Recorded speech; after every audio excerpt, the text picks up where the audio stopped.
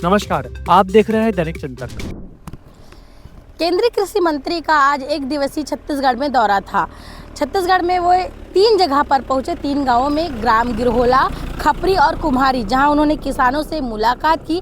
किसान चौपाल के माध्यम से उन्होंने किसानों से सीधा संवाद किया, उन्हें क्या कुछ समस्याएं आ रही है और इन समस्याओं का समाधान क्या है, इन सब बातों पर विचार विमर्श किया। साथ ही यहाँ नर्सरी में भी पहुंचे और फसलों के उत्पादन को देखा कि किस प्रकार से फसलें उत्पादित की जा रही है और किस प्रकार से उनका रखरखाव किया जा रहा है। एक ही प्रजाति के पेड़ पौधों को किस प्रकार से और उसे विकसित किया जा सकता है, ये सब आज उन्होंने यहाँ पर देखा और जाना। उन्होंने साथ ही ये भी कहा कि जो किसानों ने समस्या बताई है, इन समस्याओं का जल्द ही निराकरण किया जाएगा। पार्लियामेंट में भी वो इस बात को रखेंगे और जल्द से जल्द किसानों की समस्या का समाधान करेंगे। वहीं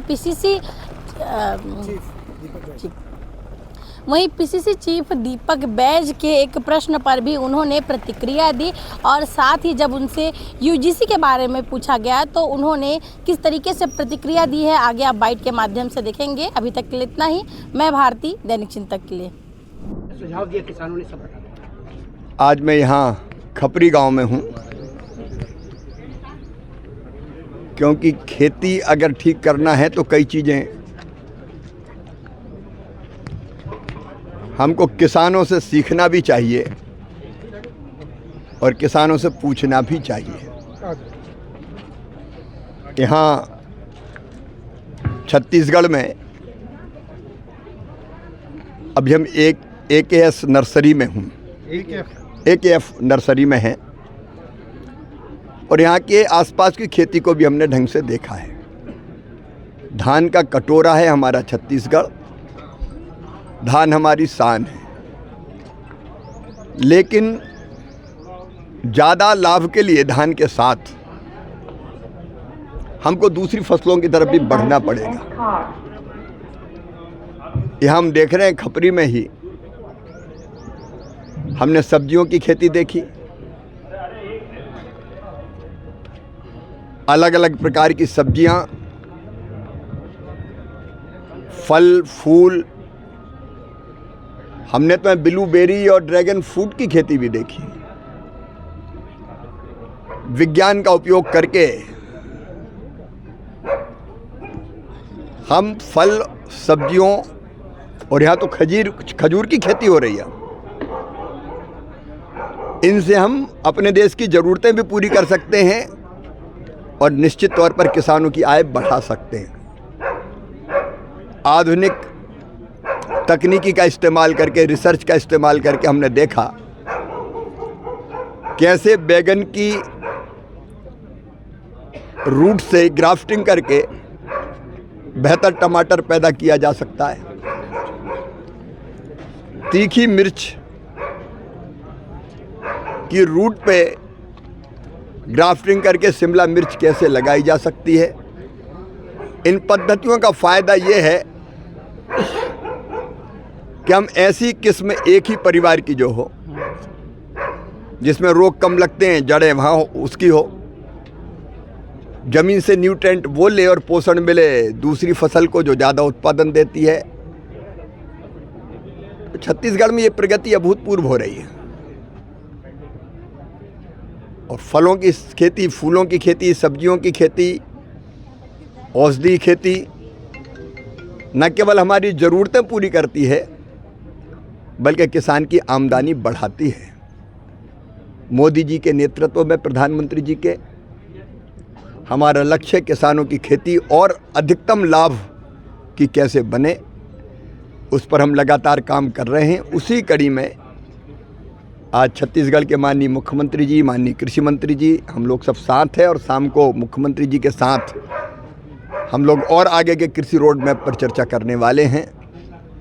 मिलकर हम ये प्रयत्न करेंगे कि हमारा छोटा किसान भी ज़्यादा लाभ कमा सके। इंटीग्रेटेड फार्मिंग के ऊपर भी हम लोग विचार कर रहे हैं कि इन परंपरागत खेती के साथ साथ आधुनिक खेती और उसके साथ साथ पशुपालन, मछली पालन, मधुमक्खी पालन, कृषि वानिकी उनका उपयोग करके किसानों की आय बढ़ाए। नवाचार के बाद सुझाव भी दिया गया किसानों छत्तीसगढ़ के, यहीं पर आपने स्वीकार किया कि अच्छी नहीं, बहुत अच्छे सुझाव किसानों ने दिए, नवाचार कर रहे हैं, पढ़े लिखे बच्चे।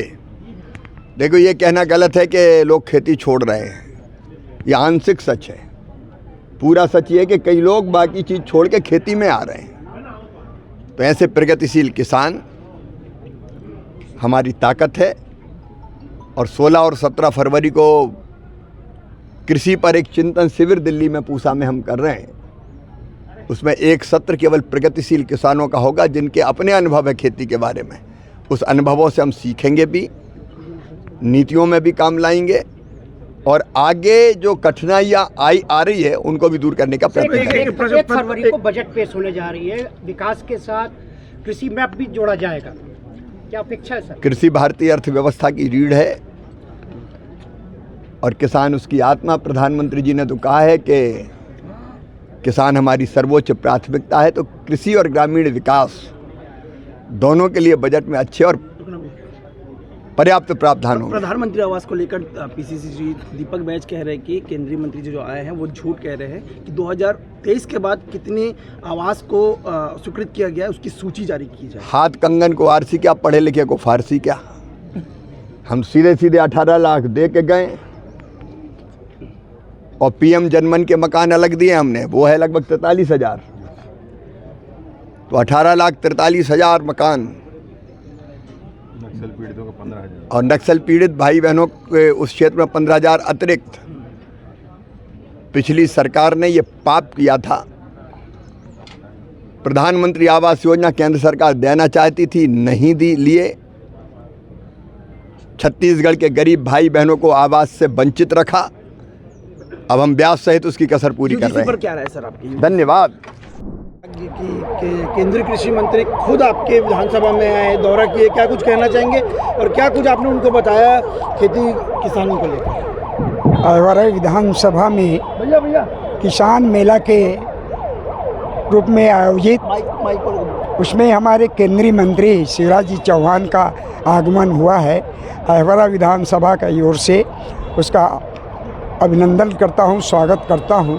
और निश्चित तौर पर किसान भाइयों के हित में बहुत सारी योजनाओं का जानकारी हमारे आदरणीय मामा जी ने दिया है और एक प्रकार से सारी व्यवस्था को देखते हुए छत्तीसगढ़ की व्यवस्था को प्रसन्नता की है। निश्चित तौर पर अपने सारे योजनाओं का जानकारी दिए हैं। ऐसे अवसर पर हम सबका अभिनंदन करते हैं, स्वागत करते हैं। कुछ घोषणा वगैरह? धन्यवाद। आप देख रहे हैं दैनिक चिंतक। आगे की अपडेट के लिए बने रहें हमारे साथ। हमारे चैनल को लाइक, सब्सक्राइब और शेयर करना ना भूलें।